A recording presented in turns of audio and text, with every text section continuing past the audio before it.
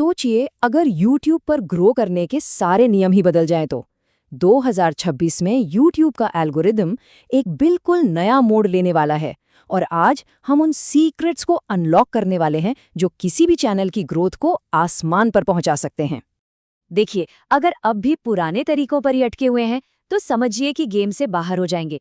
YouTube पर सफलता का जो पूरा खेल है वो अब पूरी तरह से बदल चुका है और आज हम इसके नए नियम सीखने वाले हैं।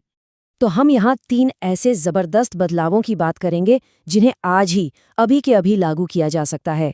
ये सिर्फ टिप्स नहीं है, ये चैनल के लिए एक बिल्कुल नया ग्रोथ प्लान है। चलिए तो शुरू करते हैं पहले सीक्रेट से, और ये सीक्रेट छिपा है YouTube शॉर्ट्स के अंदर ही। ये एक ऐसी सेटिंग है जिसके बारे में बहुत कम लोग जानते हैं, लेकिन ये पहुंच को कई गुना बढ़ा सकती है। तो ये काम कैसे करता है? बहुत सिंपल है। जब आप YouTube को ये बताते हैं कि शॉर्ट्स उन सब्सक्राइबर्स को ना दिखाए जाएं जो एंगेज नहीं करते, तो असल में आप एल्गोरिदम को मजबूर कर रहे हैं कि वो एक नई ऑडियंस ढूंढे। ये अपने मौजूदा बेस से बाहर निकलकर वायरल होने का एक तरह से टिकट है। तो इसे करना कैसे है? अरे बहुत आसान है, बस ये 3 स्टेप्स फॉलो करने। पहला, अपना शॉर्ट अपलोड करें। फिर सब्सक्रिप्शन फीड में पब्लिश करे वाली सेटिंग ढूंढे और आखिर में उसे बंद कर दें। बस हो गया काम। ठीक है, तो अब अगले सीक्रेट के लिए तैयार हो जाइए। अब हम बात करने वाले हैं कुछ ऐसी छिपी हुई सेटिंग्स की जिन्हें अगर ऑन कर दिया ना तो सब्सक्राइबर्स की जैसे बारिश हो सकती है। और इससे होगा क्या? सीधी सी बात है, ज्यादा सब्सक्राइबर्स मिलेंगे। ये चैनल की ग्रोथ के लिए एक बहुत ही सीधा और पावरफुल रास्ता है। अब सवाल ये है कि ये सेटिंग्स मिलेंगी कहाँ? चिंता मत कीजिए, मैं बताता हूँ। अपने चैनल की एडवांस्ड सेटिंग्स में जाइए, स्क्रॉल करके बिल्कुल नीचे तक जाइए और आपको वहाँ 3 नए ऑप्शन चमकते हुए मिल जाएंगे।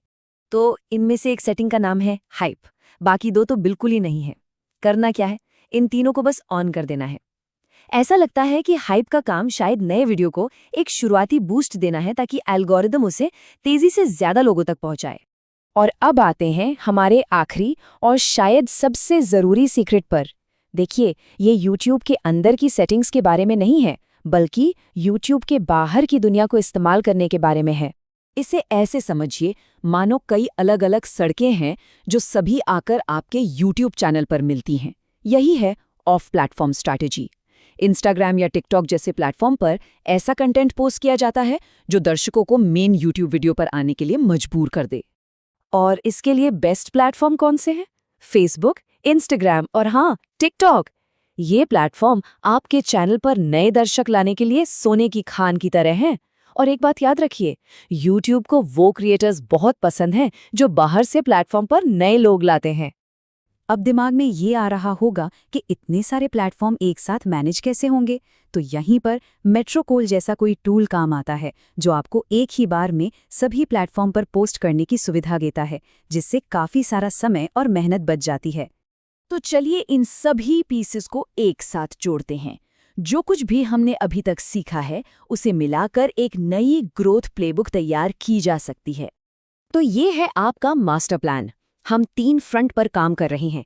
शॉर्ट्स के जरिए नए लोगों तक पहुंचना, छिपी हुई सेटिंग से उन्हें सब्सक्राइबर बनाना और दूसरे प्लेटफॉर्म से इस पूरी मशीन को नए दर्शकों का ईंधन देना।